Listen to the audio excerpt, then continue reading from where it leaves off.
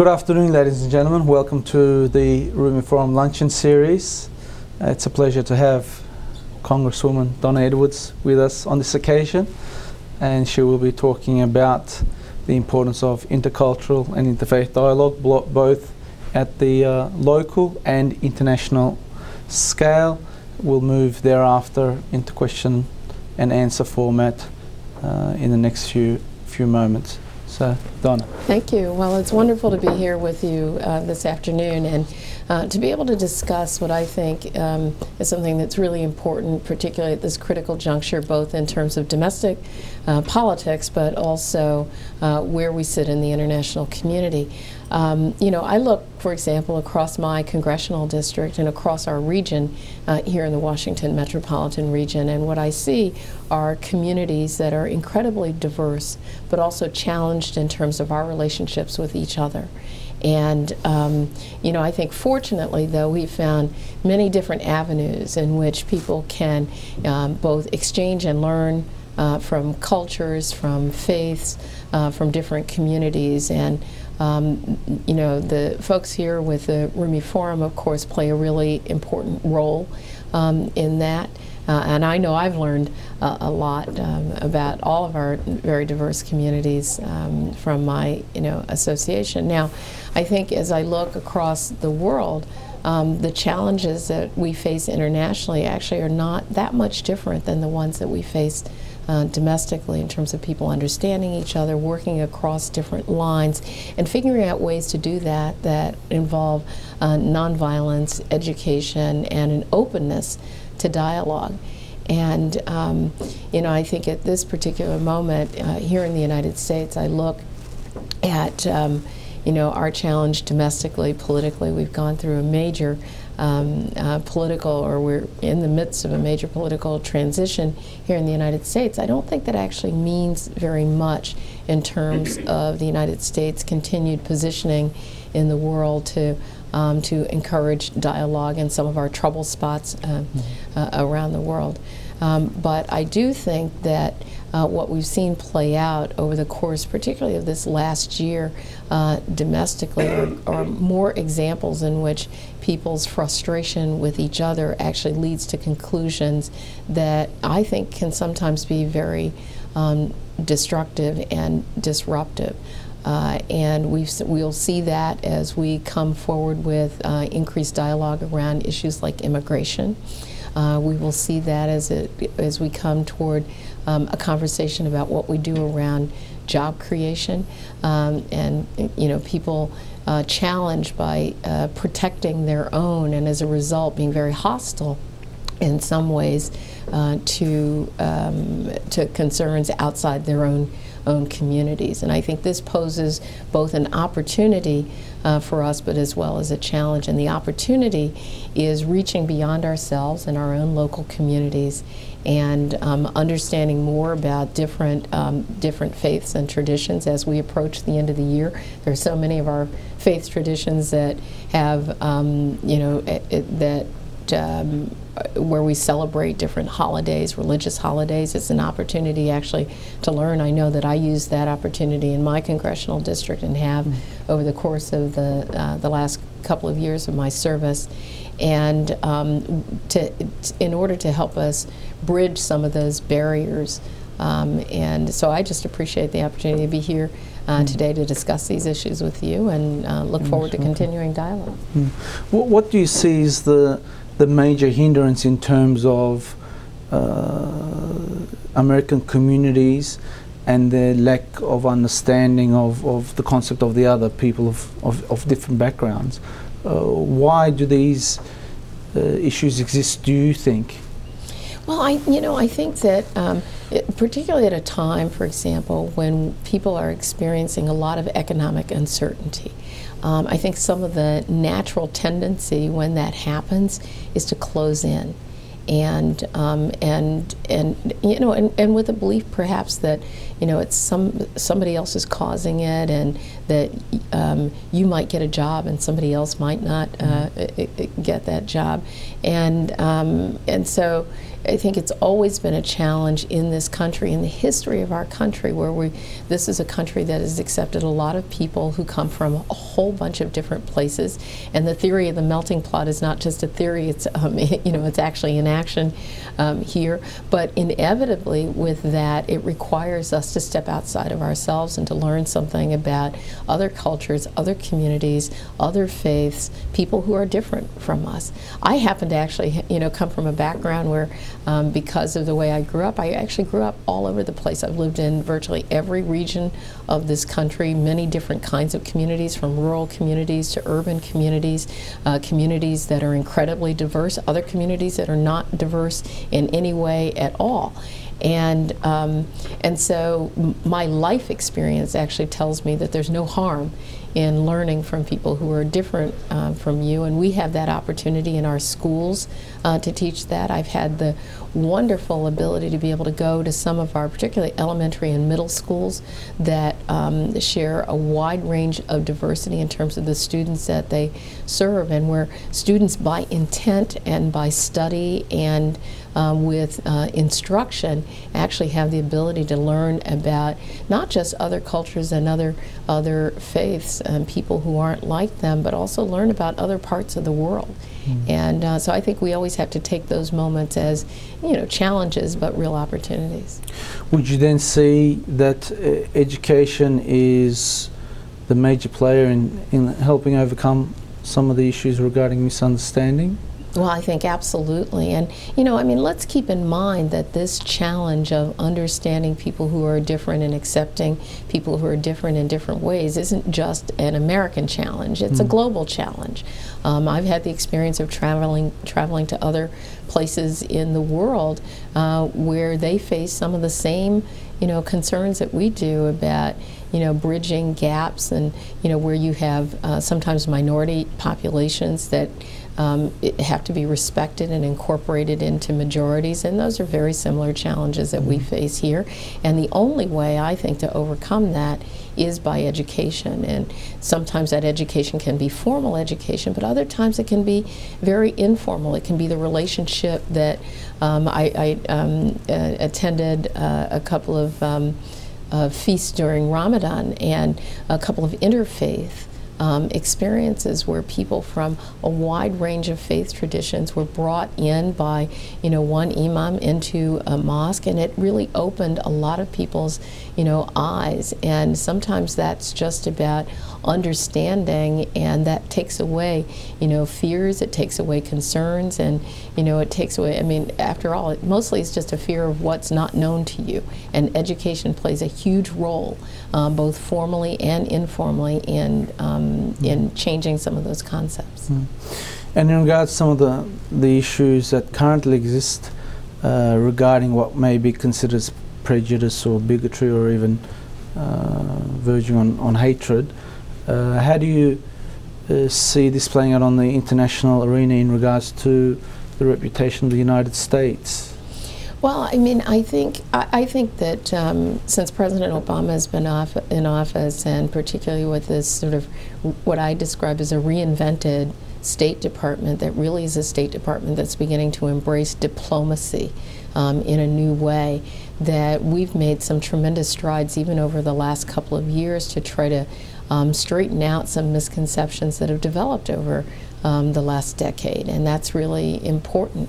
And, you know, America's face and voice in the world is somewhat different over these last 2 years than it has been. I think I largely attribute that to our leadership and toward you know, a leadership that actually embraces the world. I think it's actually been terrific to have a Secretary of State, Hillary Clinton, who has actually, you know, expanded her reach all around the world, traveling to many different countries, having many different kinds of experiences, and actually projecting the United States in a different kind of way. Now, do we still have challenges in individual communities here in this country? Well, yes, but we've always had those challenges. I mean, my experience is that the vast majority of the American people save a few, really do embrace the rest of the world and respect, different faiths and different traditions, even though those may not be ones that necessarily exist in their individual communities. And how do you see, and this will be my final question, personal question, before we open up to others, the outcome of Tuesday in regards to international relations? Well, we're all. I know. I speak as a Democrat, and I know this is not a partisan event, but I mean, I know that I'm digesting Tuesday, trying to sort through what it means. What I will say is that I think that we have had some volatile elections and volatility in our elections over the last 3 election cycles, really since 2006. I don't think that this election was about a rejection of Democrats in favor of Republicans. Rather, I think the American public is saying we need our systems to work for us. We need government to work for us, and whomever is in charge is going to bear the brunt of those concerns if if our elected officials don't create jobs and opportunity and have a different face and voice in the world. And so I think it's important to understand that lesson and to move from it. I don't think it really makes that much of a difference in terms of our international policy.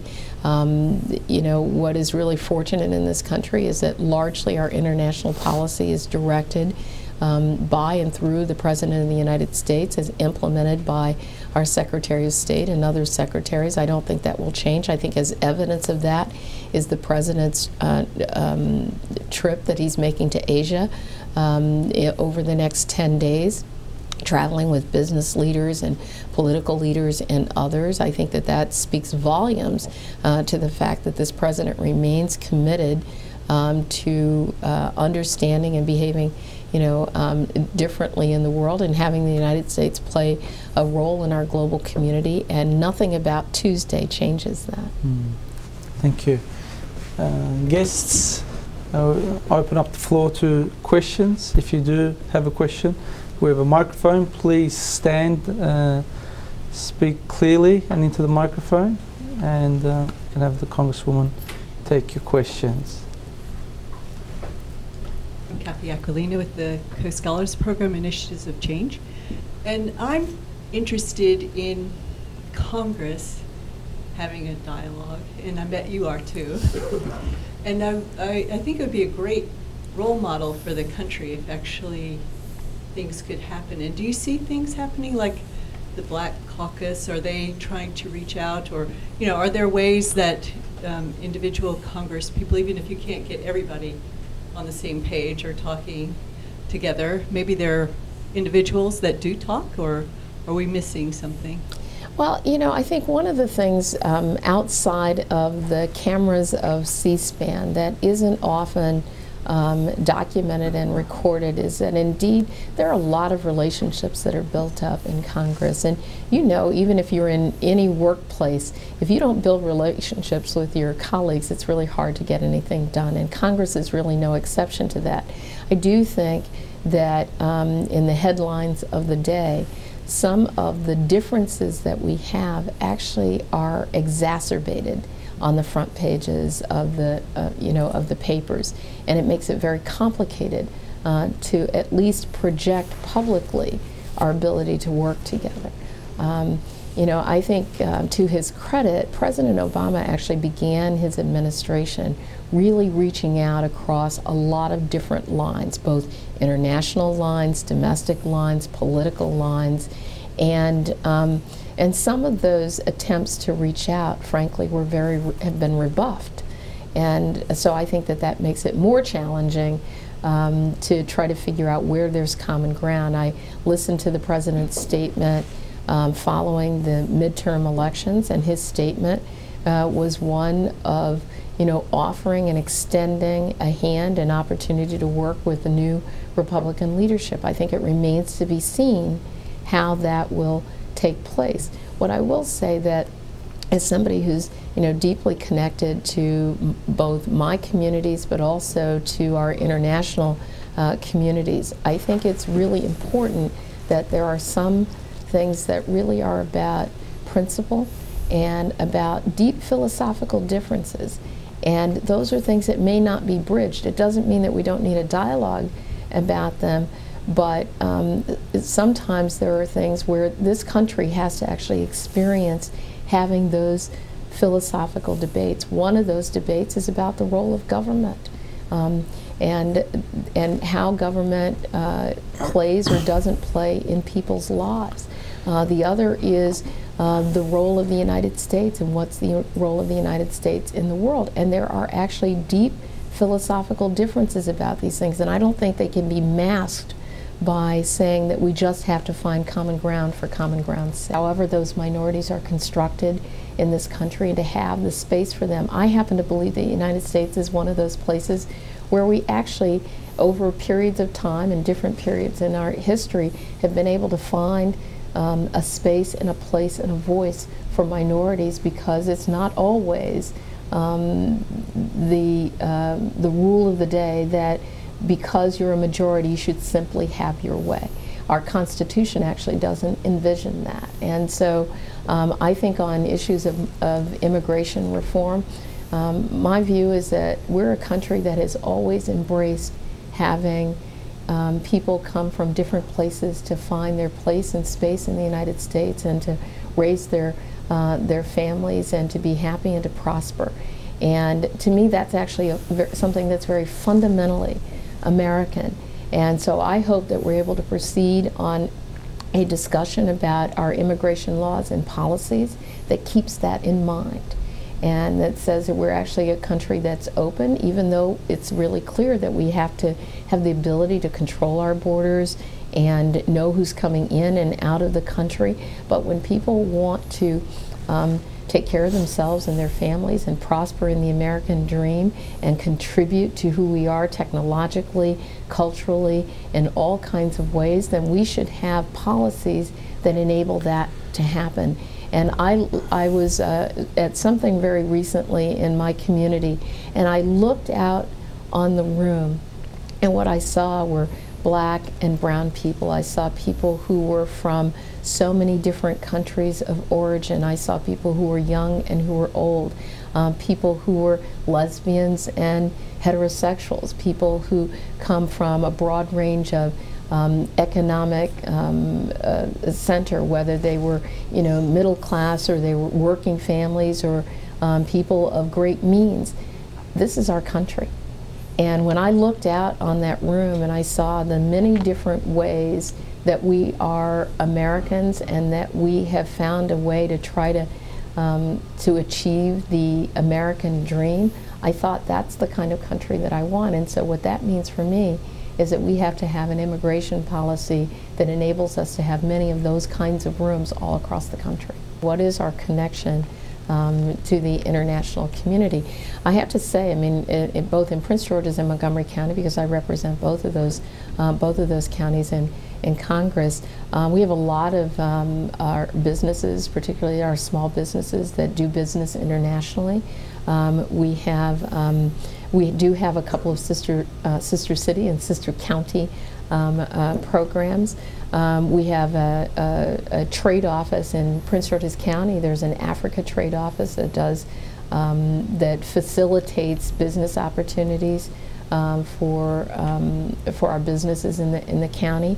And we, in our office, we're actually working in our office with our state business agencies, the Small Business Administration, the Commerce Department, to actually pull together businesses that are interested in learning about opportunities internationally. And as I've traveled internationally during my time in Congress, I always ask, what Maryland businesses are doing business here I was recently in Oman, what American businesses are doing business in Oman, and how can we get more of our Maryland businesses exploring opportunities there. I think in terms of cultural connections, I mean, there's almost not a week that I'm not invited to a festival of some type with people who've discovered themselves here in the United States, whose families or themselves have originated from some other country. It's an opportunity for us to, do things as simple as exchange recipes and learn about other cultures. This is taking place in our schools all across Prince George's and Montgomery County, and I just happen to believe that when you start at that level in the elementary schools and the middle and high schools, introducing people to other cultures, to other faiths, to other traditions, you create an environment in which as people grow up, they go to university, they go on into business, that they by nature want to know what else is going on around the world.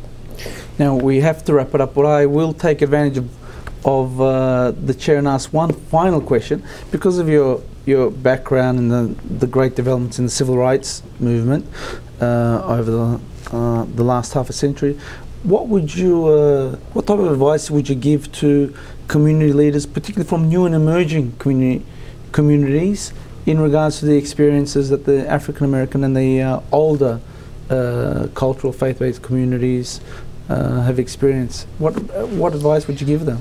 I think one piece of advice is to be engaged. And I'm seeing that more and more. I know throughout my congressional district, more communities that have heretofore sort of sat back and said politics and civic engagement is for somebody else and it's not for me. And that's changing. And be engaged in communities, from things as simple as what's happening on zoning and planning in your community to other kinds of things that may have more to do with policy issues. And I think out of that we actually grow leaders.